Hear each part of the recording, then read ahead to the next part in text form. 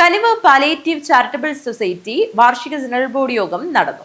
Melankot lions ഹാളിൽ നടന്ന യോഗം ജില്ലാ പഞ്ചായത്ത് പ്രസിഡന്റ് സാബു എബ്രഹാം ഉദ്ഘാടനം ചെയ്തു. സാന്ത്വന പരിചരണ മേഖലയിൽ പ്രവർത്തിക്കുന്ന കാസർഗോഡ് ജില്ലാ കനിവ് പാലിയേറ്റീവ് ചാരിറ്റബിൾ സൊസൈറ്റി വാർഷിക ജനറൽ ബോഡി യോഗം ചേർന്നു. മേലാങ്കോട്ട ലയൺസ് ഹാളിൽ നടന്ന യോഗം ജില്ലാ പഞ്ചായത്ത് പ്രസിഡന്റ് സാബു എബ്രഹാം ഉദ്ഘാടനം ചെയ്തു. ഏറ്റവും മുൻപന്തിയിൽ നിൽക്കപ്പെടുന്നു എന്നുള്ളത് ഏറ്റവും പ്രധാനപ്പെട്ട കാര്യം.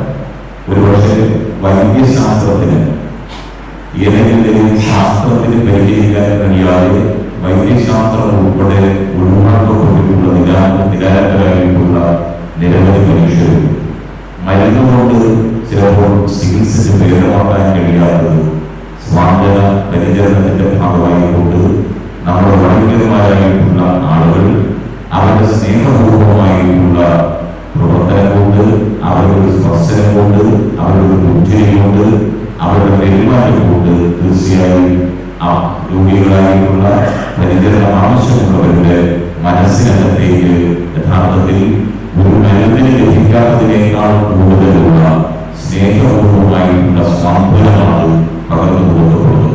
കനിവ് ജില്ലാ ചെയർമാൻ കെ വി കുഞ്ഞിരാമൻ അധ്യക്ഷത വഹിച്ചു. ചടങ്ങിൽ ജില്ലയിലെ മികച്ച പാലിയേറ്റീവ് പ്രവർത്തനത്തിനുള്ള പുരസ്കാരം കാഞ്ഞങ്ങാട് സോണൽ കമ്മിറ്റിയും വ്യക്തിഗത പുരസ്കാരം C K Krishnan Bedakam, Santhakumari sister Kanhangad, K Kamalakshan, Kasaragod കനിവ് ഏർപ്പെടുത്തിയ പുരസ്കാരം ഏറ്റുവാങ്ങി. കാഞ്ഞങ്ങാട് നഗരസഭാ ചെയർമാൻ വി വി രമേശൻ ഉപഹാരം നൽകി ആദരിച്ചു.